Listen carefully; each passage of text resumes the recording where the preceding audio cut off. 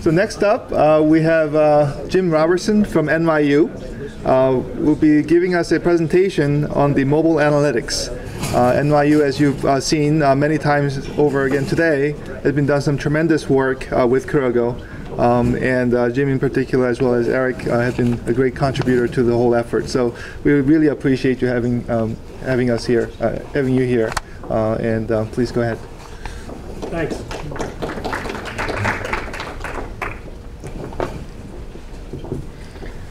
Set up? Okay, great. So hi, I'm Jim Robertson from NYU, Executive Director of our Digital Communications Group. And a couple of other members of my team are here as well at the conference. I'm very happy to be here and glad that the Kurogo user community is kicking off in such a positive way. So just a little bit about NYU. You heard a little bit this morning from my colleague Eric Bross about what we're doing in our mobile space with Kurogo.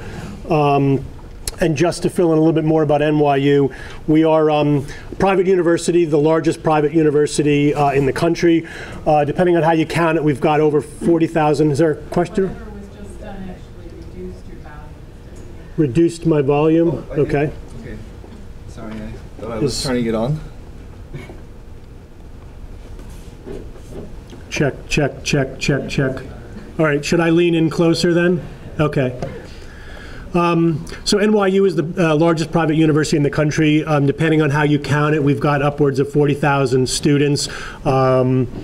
We've got over 12,000 students in residence halls in New York City, which is a relatively new thing for NYU. For years, we were much more of a commuter university. We have 18 schools and colleges, and some of the ones that are more notable or famous would be our Stern School of Business, our Tisch School of the Arts. We did open an Abu Dhabi campus a few years ago. That's a full-fledged NYU campus that students can start and end their degree there, as well as move around to other parts of NYU. And we're opening a Shanghai campus this fall to operate in a similar mode. And this doesn't include our dozen or so study away sites around the world. And so one of our challenges in our mobile is figuring out how to make our app and mobile offerings globally available to everybody in terms of its content and features. So my digital communications group, it's a blended group that spans both public affairs and IT. And we're Web Plus, so we do run the central nyu.edu website using our enterprise content management system, mobile app and web. Social media initiatives for Central NYU are also led and coordinated by my group. And then a bunch of other webmaster support, which includes everything from some legacy servers to providing Google Search Appliance services for webmasters, some analytics, UI, UX leadership, so on and so forth. So there's a large array of services, but I just like to say Web Plus for shorthand.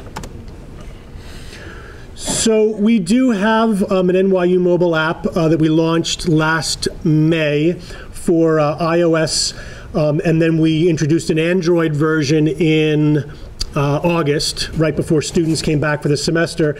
And our little tagline on it is, take a scroll through NYU, and you saw some of the screens earlier this morning showing our custom home screen and our attempt there to try to make it easier for our users to discover the array of things happening around NYU. And we recently launched our NYU Mobile Web, which is also powered by Kurogo and has much of the same features and functionality, but has in fact a different user interface and a slightly different strategy with how we're orienting these. But this is all by way of giving you an introduction to sort of, who we are and where we're at the moment. But really what I'm going to talk about for the rest of the time is analytics and what we've been using both before our launch and after our launch to sort of inform our strategy going forward. So even in the planning phase, before we launched anything, we were looking at analytics. And for example, just our mobile web traffic over the last couple of years. What was the growth there? When was it right to move into mobile and to begin to offer these? So 2 years ago, we were just over 1% of our web traffic was coming from mobile devices. A year ago, it was up to 4%. The beginning of the fall semester of this year, it was up to 8%. So we could see steady and consistent growth. During Hurricane Sandy, we actually had 22% of all our web traffic was coming from mobile. And I don't know how many of you were aware of everything that went on in New York City during Hurricane Sandy, and I'm not actually supposed to call it Hurricane Sandy because it's Superstorm Sandy. If we call it a hurricane, we're not eligible for some insurance or something. So it's Superstorm Sandy. But all of Manhattan below 42nd Street or 33rd Street or whatever it was without power, except for just a very few NYU buildings. So, and for basically about a week, from Monday evening to Friday evening. And so obviously a lot of our students and faculty and staff were on mobile devices. So we saw a nice peak there to 22%. As of today, looking at the last two or 3 months of this semester we're in right now, we're actually up to 13% on mobile traffic coming to our website. So the numbers are continuing to rise. And this was helping to inform our choices about when to get involved in mobile. And this is just sort of I didn't put a trend line in there, but you can see the slow and steady rise over the last 18 months or so, including that peak during Superstorm Sandy week. The other thing we did was take a look at, what devices and platforms were coming to our website, even before we made choices around what mobile platforms we were going to support. And like I think I heard this morning, a lot of it is iOS and a lot of it is Android. But we looked at this to make sure that when we were launching, that we weren't going to get questions around, well, why not BlackBerry? I'm an administrator. I use BlackBerry. Well, sorry, you're in the 1% minority. We're not really, going to go that far down the long tail in terms of a native app solution. So in our native app, both iOS and Android, we're covering 97% of all our usage, which we feel pretty good about. And we'll continue to watch, the numbers and watch those trends and make sure that, say Windows phones don't start to become more popular and hit a certain number, a threshold yet to be determined, where we maybe need to start thinking about that. And we have, that number needs to be updated. We're probably around 15,000 downloads right now of native app between iOS and Android. So that was all sort of pre-launch to sort of help to confirm and ratify some of the choices we were making around the native app platforms we were going to support and when we were going to get involved in mobile. Post-launch, we're looking at things, and we're using Google Analytics for a lot of this, and later on I'm going to ask some questions about what kind of tools you guys are using to the extent that you're looking at analytics stuff. And you can see that there's, the first part of the chart there is the summertime. We sort of had a quiet launch and students weren't around on campus. Big push as students came back for the start of the fall semester. That peak right around mid-semester is again Superstorm Sandy week, where we actually saw a lot of app usage that week. And a trough during winter break, and then again pick-up usage. So kind of maps exactly what you'd expect from students in New York City during the course of the semester. Nobody's really using this outside of the semester. It's really mapped to, being part of the ebb and flow of the academic cycle. Some of our usage patterns, again, mirror some things I heard this morning in some sessions around shuttle buses. It is our live transit tracking is our #1 used feature of the app. And probably the number 2 and 3 are our campus map and our campus directory. Again, some of this is pretty logical, but there's some nuance that I'm going to get into around some of the different patterns among those services. If we were to just look at across the last 9 months or so of usage, transit usage takes up 60% of everything that's happening in the app. So that's tremendous, 60%. And again, for a university like NYU, where students are looking to be mobile and take the shuttles around the city, get back to their dorms. Actually, they're not dorms, they're residence halls. Or, get up to our medical corridor, which is 10, 12, 15 blocks north of our campus area. We also have some residence halls in other parts of the city on the far west side or down in the lower tip of Manhattan. So that's obviously very heavily used, and everything else is this long tail.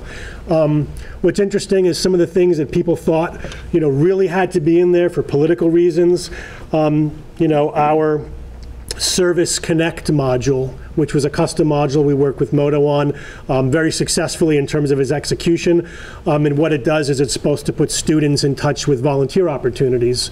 Very notable and very noble, but it doesn't really get a lot of use when actually the rubber meets the road. So interesting thing for us to think about and consider in terms of continuing to put resources there, because I know there are some wanted enhancements, and at some point there'll have to be some tough conversations around, again, resources. But each of these have different traffic patterns, and so this is our transit usage patterns, and it very well maps to a Monday, Tuesday peak with a tail off the rest of the week and hardly any usage over the weekend. And again, you can see that winter break, there was almost no usage of it whatsoever. And actually, that was Superstorm Sandy week, in which transit wasn't running. And so little usage there. And it's nice to see that it's actually been picked up this spring semester. So we're continuing to gain usage in our use of our real-time transit tracking. This kind of compares differently to maps and people, in which they both had a very big peak at the beginning of the semester. If you dig into the actual days, it's the week that students came for Welcome Week, our orientation week, and that first week of class. And for maps, kind of obvious, once you know where your classroom is or your professor's office is the first time, you don't really need to keep going back to maps again and again. So the rest of the semester, the usage is low, and you can see, again, there's a little peak down the end for students who came back for spring semester. So that correlates exactly to the first day of the spring semester. So useful, but in a different kind of pattern than an ongoing transit is. And people, somewhat similar. Again, in the beginning of the semester, there was a need to try to use the directory module to find, your friends, your professor, an office location, etc. Somewhat more constant buzz of use, and a couple of other peaks. I'm going to keep going back to Superstorm Sandy, but again, that peak there corresponds again with that very week. I don't think students were looking to find locations. A lot of things were closed. Almost everything was closed. But they maybe were looking to get in touch with friends or quickly connect to the professor. Oh my God, are you still going to make me submit this assignment, in the heat of all this craziness that's going on? So again, kind of looking at this and mapping this to the real on-the-ground experience of what our students are going through. And then the other one that I want to drill into a little bit is our CareerNet module, which was another custom module similar to our Service Connect that I described in terms of allowing our students to search for job and internship opportunities. In the beginning, the module was not authenticated, and that was done purposely to get it out to market and get some usage on it. And then later on, we had an iteration with Moto where we built authentication into the app and put that behind authentication. And you can see a dramatic decrease in the amount of usage. So two conclusions. One is that a lot of outside people were using our app to look for their own job and internship opportunities. The other is it could be that it's more of a pain than it's worth for our students to authenticate in. It is we haven't proven that one way or the other. But again, I think the idea of a student looking for a career or internship opportunity in a mobile use case is one of, they've got some time to kill, they want to do a quick search. They're not necessarily sitting down to do an exhaustive 30-minute, 45-minute search and sending out resumes. So again, maybe there's a barrier there that have yet to kind of uncover a little bit more around needing to log in and authenticate there. Something that we need to tease out a little bit more as we go forward. So far I've been looking at navigation, behaviors, but another thing we were really interested in looking at and worked with Modo on was getting search behavior statistics as well. I really feel that search and looking at what people are putting into the search box is really a deep look into what people are really, really interested in. I don't think most people are thinking that we're looking at that data. Now maybe on Google you realize people are looking at it because you're always getting, autofill suggestion and, trending searches and so forth. But at least at this early stage in this platform, I don't really feel like people are thinking about it too much. And so I feel like it's an honest kind of look at what they're really wanting to do. And so I'm missing a little bit of data where it went flat there. But again, our sort of search activity mirrors kind of app activity, although it looks like there's much higher spikes at the beginning of each semester. And again, that could be new students who have just arrived on campus, downloaded the app, and want to quickly look around and see, what is this offering? Can I get this here or that here? In some cases, finding out that the app doesn't offer X, Y, or Z, and I'll dig into that a little bit, that could be the end of it for them, in terms of trying to continue to search for that. Now the way that at least currently we're getting the search, first of all, let me just ask, is anybody else getting search analytics from Modo? A couple of people. Okay. So at least the data we've been getting is that it will tell us, who's done, or what searches have been done in the map module, what searches are done in the people module, the calendar and the news module. And then it also, when you see all those together, it's someone doing, the unified search. So we had to do a little bit of analysis to kind of break that out. But when I do tease out what is a strictly map intentional search versus a map unintentional search as part of, the unified search, this is the sort of pattern we see. And map is making up 40% of those intentional searches. Again, I think that correlates a little bit with our NYU environment, being that we're in a city. Some of our buildings are owned, some are leased. We're in and amongst other commercial buildings and establishments. And so again, students trying to, and I keep saying students, obviously some of the usages are other people, but I think by and large I'm going to use students here as generic for everybody, and that is most of our users. So you can see people is second, the combined search, and then very little searching on the events and news. Looking at just, so I think we started off with 20,000 data points. I'll go back for just a second. We started off with 20,000 data points. When I pull out some of the duplicates, because it's the combined search coming together, we have 14,000 different search actions. And of those, we've got almost 6,000 unique search terms. So one thing I wanted to do too is look at some of those terms and see what people were looking for in the app. And it follows a pretty standard distribution, exponential or Pareto's distribution, whatever, for the information scientists out there. Interesting, the number one thing that we found people trying to put in was email. And so trying to think, okay, are they expecting that we've integrated their NYU email into the app? We wouldn't do that. I think most devices handle email pretty well, or there's other apps for that.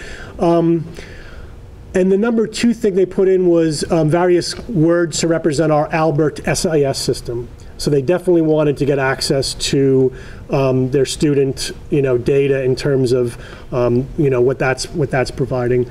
And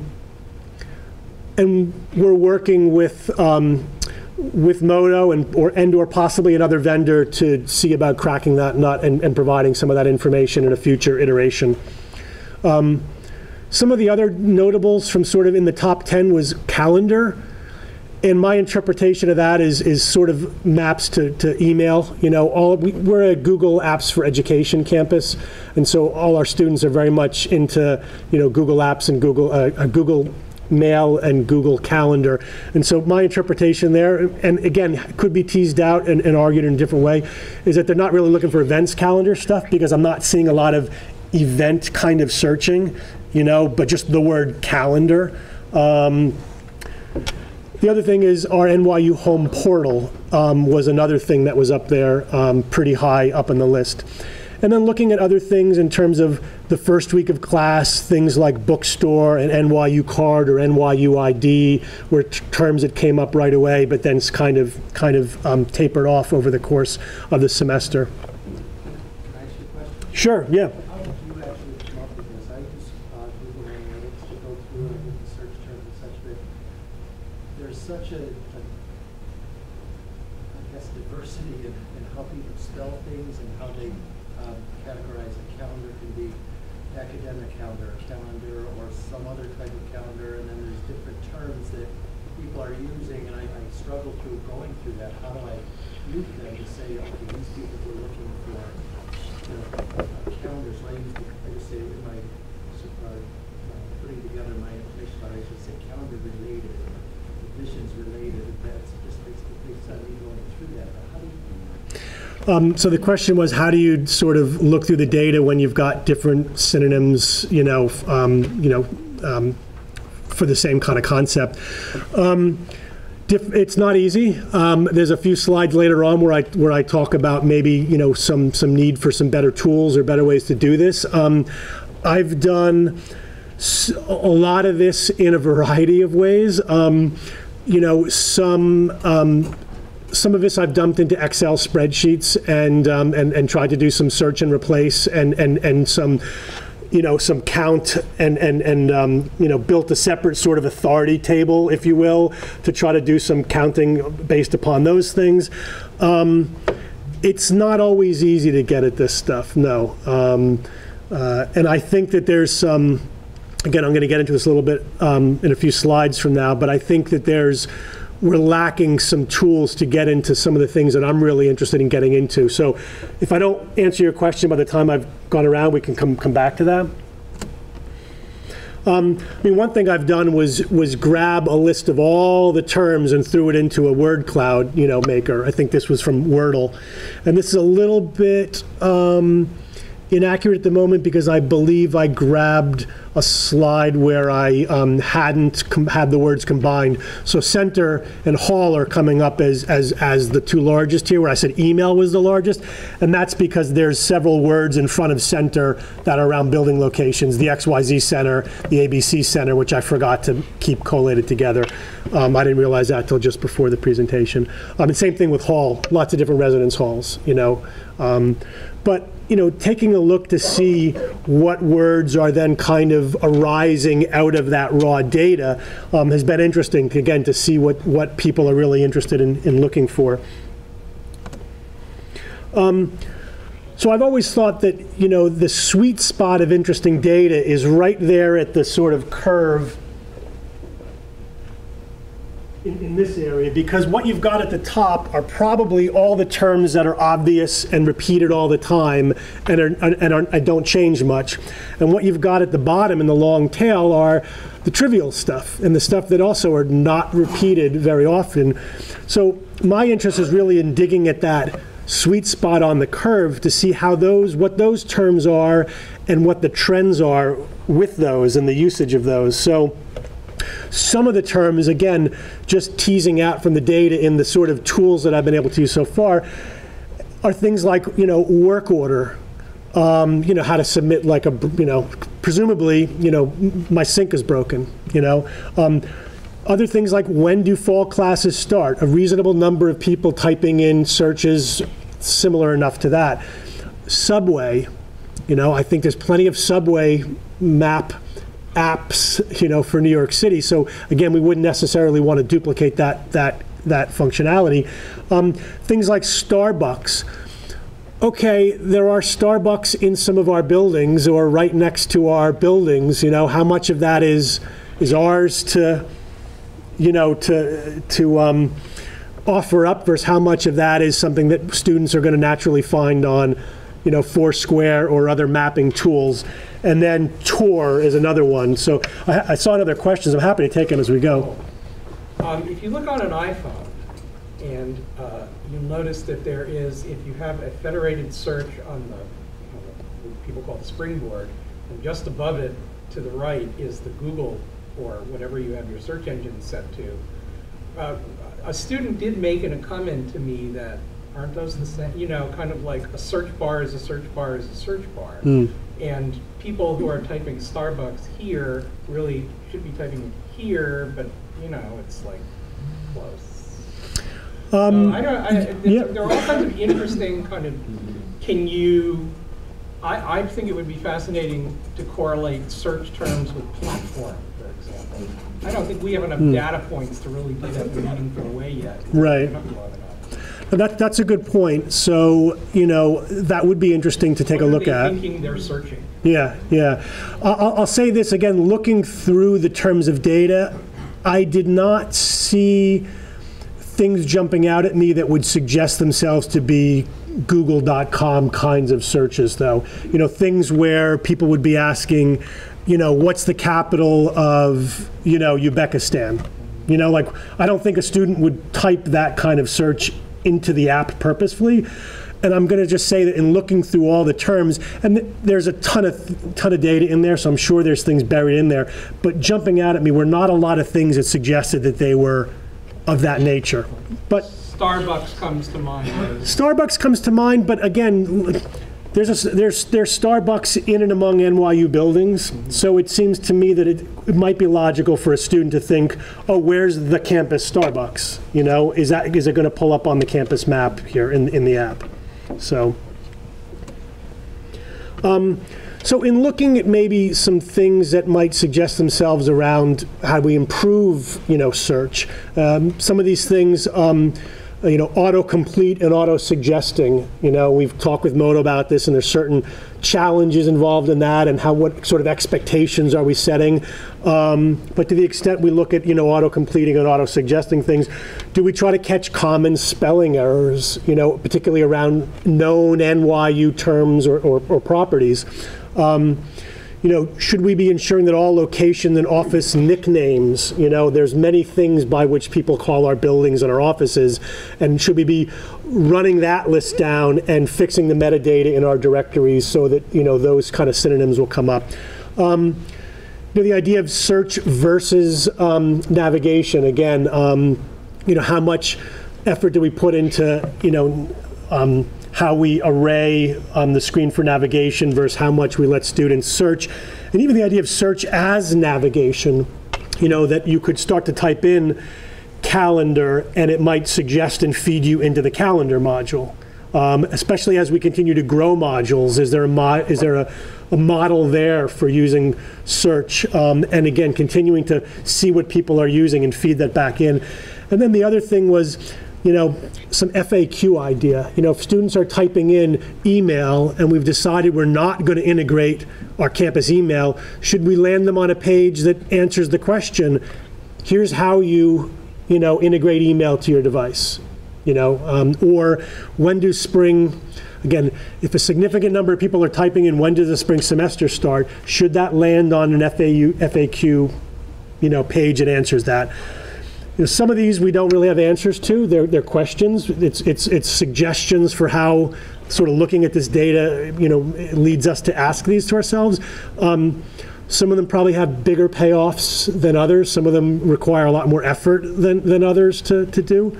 But some of the things that we're thinking about in that regard.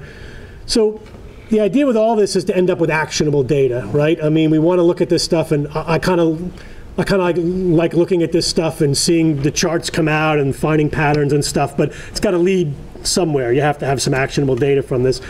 And so, we're fond of using this around the office. We do try to measure and analyze things so we can better manage things. How we approach our governance, and I set this up early on, is, we look at market research, whether it's, Forrester reports or EDUCAUSE reports or conferences like this, and see what the sort of trends are and what the state of the art is. We balance that again with needs assessments and whether this is from stakeholders and what they think is important, to student conversations, focus groups, et cetera, feedback, formal and informal, in terms of what they're telling us, but also making sure analytics is part of this. So it's really a three-legged stool. None of them are the be-all and end-all, because we don't want to blindly follow, analytics. I'm here to talk about analytics, but again, we're not going to blindly follow email and integrate email into the app. But all of this is part of the mix, and we've been very careful with our governance groups to make sure that they know we're looking at analytics, and we're not going to do something if it's not really being supported by what people are wanting and sort of voting with their feet. So a couple of things that are needed is, I think, better raw data, better, reports from, out of Kurogo. I think it's gotten better from when we first started, and Moto's been great about helping to get us some additional data in different formats. But to have that really be richer and in sort of analyzable, ready format would be helpful. And I think we need better analytics tools. Some of our existing tools do a reasonable job. Like I was saying, I've cobbled together some other things, using things like word cloud generators and some Excel spreadsheets that only scale so much, and it's all sort of being, explored and handcrafted. But I mean, what I'm really interested is looking at trends analysis and just looking at some of the trends that I'm seeing by following different patterns, use of search terms and so forth. There's the sort of cyclical, things that are used on whether it's weekly or monthly or semester basis. Others may be cyclical but have like have a greater meta trend to them. And then the other one that's common is the sort of, boom and buzz. So the beginning of the semester, the beginning of a particular event, there's a boom, and then it kind of settles down to a buzz until maybe the next boom. So these are sort of a couple of the trends and the patterns that I'm seeing. I'm sure there's additional ones that could be teased out. Again, wanting the right kind of tools that could do this analysis. And so the difficulty here is, and I think Donald Rumsfeld had an infamous quote around this, but there's the things we know, so I can say, well, I want to look at tuition or financial aid as a term that people are searching on, and I want to track that and look to see how that's being used, who's using it, how are they trying to search on that. There's the things that we know that we don't know. So I don't know, here today, how many people are searching for our athletics, information. It's probably very few, because NYU is not a very big athletically centered university.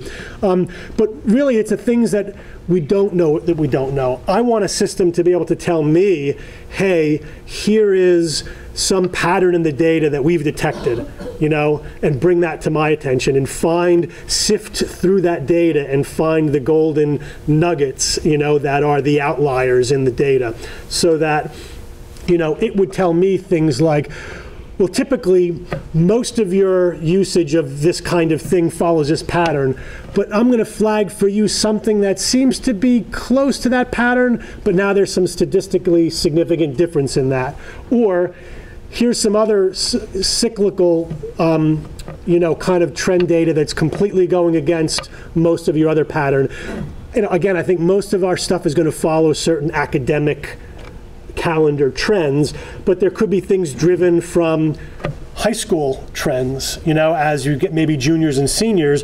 Not that that's necessarily what our app is focused on, but as the mobile web that we've only launched a few weeks ago begins to get its traction, and our prospects are looking there more to see, what kind of trends might follow a high school calendar, for example, or other events that are happening on campus. Certainly our academic calendar is also one that's not completely tightly aligned because we have differences in that calendar around our global locations, where there's different holidays in different parts of the world. But to look at this kind of trends analysis is really what I'm interested in. And so at the end of the day, the use of all this is, for a couple of things. The opportunities are really to prioritize enhancements, work with our governance group to help prioritize these enhancements. This is what people are looking for. This is what people want. This is what people are not using. Our content strategy, we have our custom home screen, and we're using that to surface various feeds of information, but to be able to recalibrate that over the course of a year to know that we're featuring different kinds of content at different times of the year, depending on what people are really interested in finding on those kind of cycles. And then also, optimization. Again, knowing that we could do things like autocorrect, typos and so forth. And finer tune the kind of features and offerings that we have. I guess a couple of the risks in this is, the optimization versus innovation. If you keep optimizing and following the data, sometimes you have to break out from that and try things that are completely not suggested by the data, so you can try to innovate. And there's finding the balance. You don't want to just keep following the data to the, blindly. And also a little bit of the self-fulfilling prophecy, use begets more use, begets more use, begets more use, and you don't want to say something like, well, because everyone's searching, the transit module, we're going to put that up the top, and everything else is going to fall exactly in line with its usage. Well, obviously people are never going to discover, or less likely to discover, the kind of modules you've put further on down. Then we've talked with, again, our motto around how do we surface and promote new modules as we add them. But this is the sort of opportunities we see in looking at this stuff, and again, some of the risks in there. So I'll pause. I had a couple of questions for the audience, but I'll pause at this point and take questions from anybody here now. Sure. Yeah. Like with your Service Connect module, have you guys created or defined any factors that you would use to say, we're going to take that module out when we do that one? We haven't had that conversation yet, and I don't want to have it too soon, but like I said, I think that the owners, the stakeholders there have some enhancements in mind. And I think, at that point we show them the data, and given all the things that we want to do here, and we don't want to continue to crowd the app, so maybe at some point we've done an experiment, we've realized our students really are not finding it useful. So we haven't had that conversation yet, but that's one that we'll have to tackle at some point. Essentially, we've only had one academic year for the native apps, so we haven't had enough time to really know, and we haven't done a really thorough job of promoting the app yet, because we want to make sure that we are stable and supporting it, being comfortable with everything. So I think Jim is right, it's too premature, but it is not necessarily off the table for what we want to do in managing the service down the line and say, okay, here's your year's notice.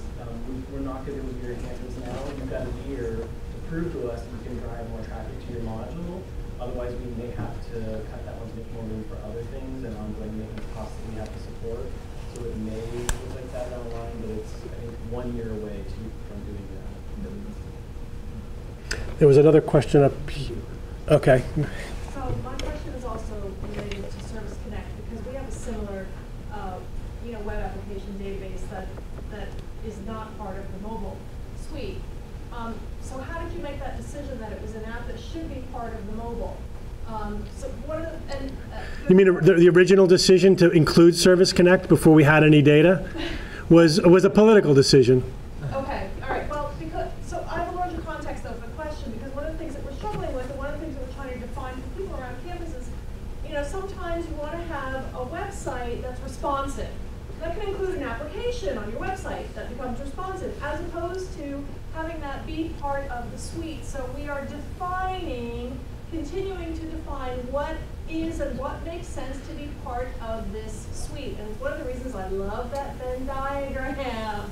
And I love that we're part of the useful part of that Venn diagram for particular use. But it's something that we struggle with and something that our customers struggle with. Sure. Yeah, I mean, we ultimately see that there's going to be more offerings on our mobile website than there will be in the mobile app. And again, we have our own sort of diagram with it's a bullseye with mobile app in the middle, mobile web around it, and then responsive design web and legacy web around that. And so we have not yet had to make some hard choices about what stays in the app or goes in the app versus what goes on the MDOT site versus what we say is responsive. But we sort of are laying out the framework for that, for those decisions. What does that look like? That framework? Well, again, part of it is being more agile and faster on the web than in the app space. Part of it is things that maybe are available on mobile web that you don't necessarily get to through you can get to it from a variety of ways, right? You can get to it from all sorts of the websites themselves. If it's something on our career services site and that's responsive design at some point, but it's jumping off there to, hey, here's a task-oriented, web app module, for this particular search feature and so forth. There's a lot of ways to sort of approach that. Some of those we're going to take our early shots at and see how they play out and see how that lays out a model for going forward. Yeah. I have a friend who's the head of a communications department at a university who looked at all this with me because he's very interested and told the story of one of his students who, when he was polling his class, one of his classes, but he does a blended course. Do you want it more blended, less blended, whatever? And the student said to him, it would be great, Professor, if you just tweeted us 3 times a day and then maybe we met every couple of weeks.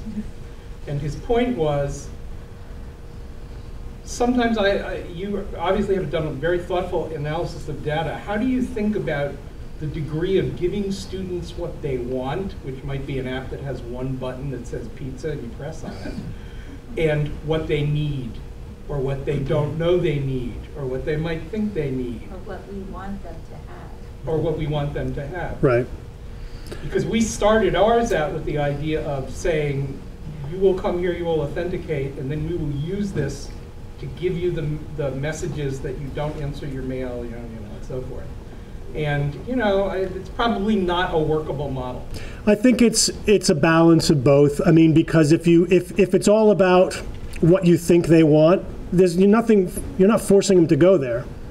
So you have to offer some incentive for them to go. That has to be useful in their daily life. Obviously, some of our choices are validating that it is useful in their daily life around the transit app, around the beginning of the semester, directory and map kind of stuff. So I think our strategy to try to make that balance is around our custom home screen, where we want to surface up, some of the things that allow them to discover that scroll through NYU and allow them to discover some of those things. We're using that home screen right now in a very basic way, but the idea is over time we would be, again, able to swap different feeds in and out of that framework, be able to make that be dependent upon where you were around our university, who you were, again, moderating that kind of cyclically over time or over the seasons. And so that was our attempt to try to find that balance point, give them what they want, but also have the opportunity for us to put things in front of them and for them to discover things they didn't think they needed to know about. I want to get back to this point about whether statistics are really actionable and useful. I mean, I already heard what you'll hear for a year from now is that you still haven't done enough marketing of Service Connect, and, well, you didn't collect those numbers. I mean, if fundamentally the decision was political, you'll keep it there because fundamentally that's why it's there. It's to meet a political need. And that's pretty statistics immune, I think. That it's very hard for any amount of statistics. I'm very often asked to gather statistics. And if a dean or a provost thinks X, no matter what statistics I gather, they're likely to continue to think X. So I'm just wondering if, I mean, I'd like to understand usage of statistics in a real way, non-political way, maybe to order the list of the modules or the default set or something. But I think realistically, a lot of what's in these apps is going to be a function of the politics of what deans and others think should be there, regardless of what the students want to be there. I think that's a good point about how politics can trump, analytics. Or fiction can trump fact. But again, a lot of the initial decisions were made in the absence of any of this feedback, so there's that going for us. At the end of the day, I think that we need to continue to make our strong case, and we've made this from day one, that our offerings need to be focused and they need to be mobile appropriate, and it's not something that's open for all comers, for all uses. Not all uses are right for this, and less is more. You try to put too much in, you bloat your offerings, and it serves nobody well. So I don't think, we haven't had some of those hard conversations yet because it hasn't even been a year yet, and I can't promise you what's going to happen, but I think in some cases, to say, look, we've got finite resources. Do you want to continue to pour resources at something that's not really being adopted, or let's pick up the next, I don't want to say pet project, but the next thing we can agree upon that might be worthy and politically interesting and so forth.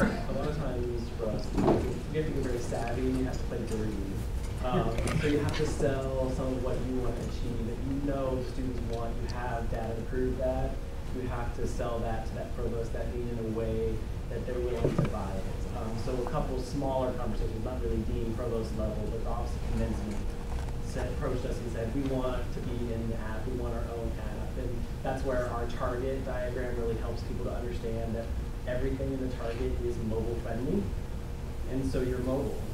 And so we can sell the idea, yeah, mobile's appropriate for what you want to do, but help them understand the place in the mobile diagram where they are, and that bullseye of the native app that's the most expensive, the most time-consuming to build, isn't right for them because it's going to cost you a lot of money. Potentially, we haven't decided that's always group or central funded. It'll take you more time, and it'll be harder to maintain. But if we make sure your website is responsive design, then all the content you're already taking the time to put up will automatically be available in a mobile form. You just have to make sure you send them the right link or have them search from a smaller device. So it's playing dirty in the way of trying to balance understanding and acknowledging, okay, so these things may be appropriate or not, and finding a way to fit them into the mobile-friendly sphere that fits within our greater sense of operations week to week, year to year. So I just want to say that I call that educating the customer. Yes. And so, Search had to painfully educate a customer recently who was very excited about getting in. So a lot of people around campus are getting very excited about being in the mobile sphere now, and I'm sure you're all experiencing this as well, which is wonderful. So a lot of it is trying to help them figure out where it makes sense. And so in this particular case, they had recently done a mobilely responsive site that was called they called it the Bystander app, but it wasn't really an app. It was a website. But it was about how to help your dangerously drunk friend who may have just potentially been raped also, or maybe not drunk, but had an unwanted sexual encounter. And they knew that Princeton Mobile was going live, and they wanted to be featured in Princeton Mobile. And so we explained to them that it probably was going to be very bad PR for Princeton to have that be a menu item when potential students and their parents would be looking at Princeton Mobile. And so while it was a good tool for students on campus in campus life, and maybe important for them, we had to be really careful about looking at how we were communicating educating and supporting students, so it had to be a larger conversation about the whole cycle with the students, and so that, you know, pointed out how complicated communications are. Sure. So, you know, this project, and you know, we've been in the mobile sphere for a while because of iPrinceton, but suddenly, somehow, because we're redoing it and because it's an MDOT and not just an app anymore, it's opened up this world, and more people are getting excited, and more people are having to consider the implications of what they're doing. Yeah. Question up front? Yeah, sort of a similar comment. I mean, when we first went down the road, we came up with a list of different mobile capabilities, ideas for apps, and we gave it to our different stakeholder groups to rank and prioritize. So, you know, our central marketing, our Office of Communications came up with one list.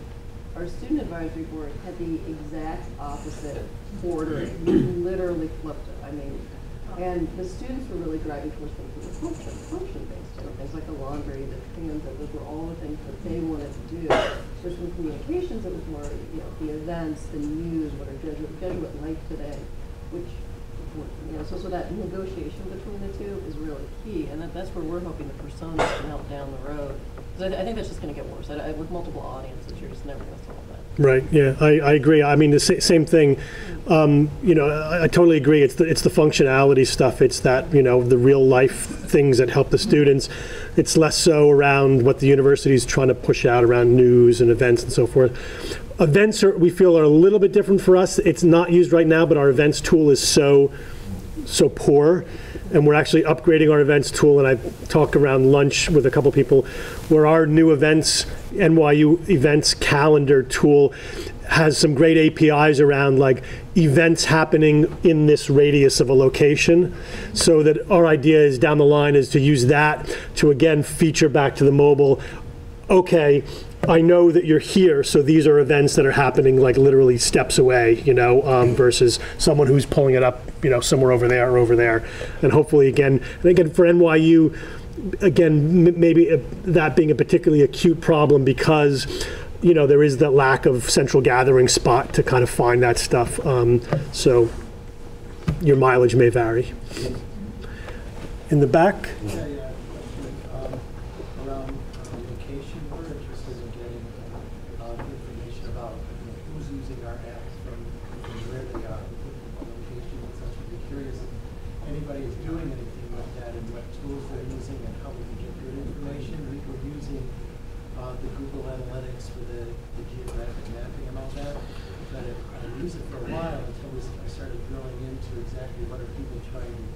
Using from these different locations, and I'm finding out that people in Boston are looking at dining and buses and all that, and then it kind of threw me over the edges. Why would they be doing that?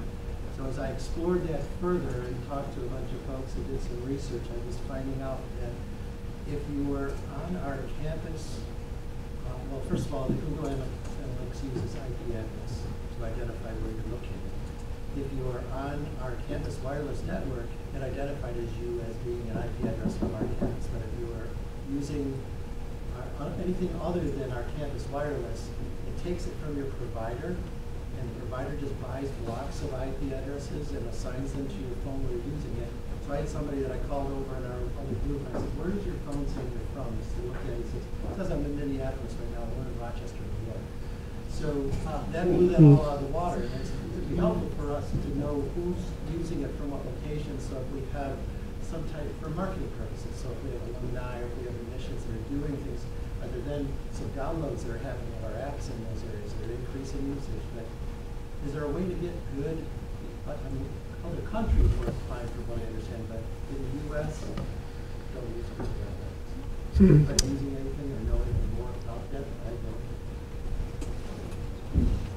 That's a good question. I don't know the answer to that. We've looked at our geographic location, and it seems I didn't see any anomalies there. 89% of our usage was from New York City area, and then the places that were outliers were like, you know, you figure, okay, somebody in Hong Kong, you know what I mean, tried it out. Somebody in California tried it out, but ours looked like it was pretty well on target. So I haven't noticed that, but.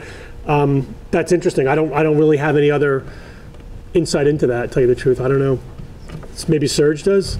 I Oh. On user events, I don't know if you're doing this. One way we're trying to make user events more interesting to students is by including the student newspaper under our news and the student government events calendar under events. I suspect, are most other schools doing that as well? Trying to include student feeds in things like news and events? We are not using student news, but we do have student club events and so forth, you know. That's been an issue with us because the web communication doesn't want to include the student items because you're not pushing formal.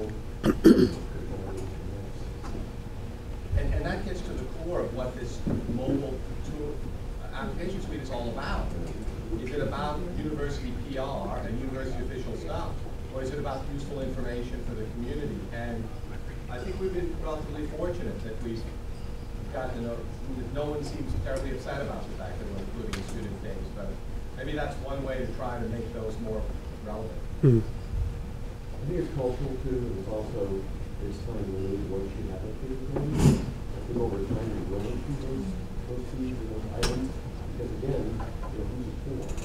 Until we have the role-based capability, we have some questions that the student is using.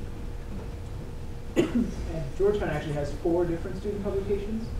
So what we're actually looking at, working with each of them to do is build a new module around student journalism and have that information feed that part. So it's still kind of separate from our main news feed from the campus, the sort of PR stuff, but it's still in the app front and center for the student.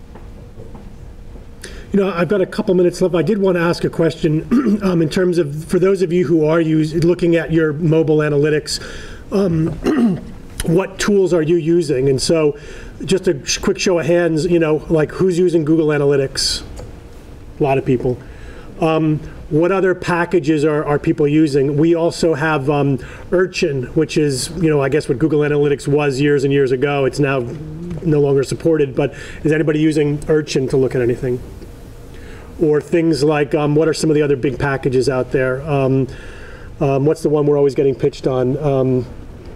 Adobe owns it now, and I'm blanking on it. It used to, yeah, Omniture. What other packages are people using then? We use something called App Figures just for our iOS because it's just a lot easier to read them. App Figures? App Figures, it costs $5 a month. Okay. So we looked at our iOS app. We bought it when we had Blackboard because it was just easier to get communication than we kept it. We had, some time ago, we had looked into using Flurry, but then never ended up pursuing it. I don't know if anybody is familiar with Flurry at all. Any other packages people are using? Just sort of tangent, we're thinking of taking data and putting it into our data warehouse using business intelligence tools. Some of the data mining. Okay. Do you know what product is that? Well, we have the Oracle Data Warehouse, and we have Okay. business intelligence tools. Can't put it in the top like Right. Okay. Business object, I'm sorry. Yeah. We have business object. So there's that notion. We haven't really fully baked it yet. That's kind of the direction we're going. And then just the last question: if anybody else was looking at, besides navigation stuff, looking at, you know, into search behaviors to see what people are. So, a couple. Are people finding anything radically different, or, you know, how much of what, you know, this resonates or is completely different with what you're finding on your campuses?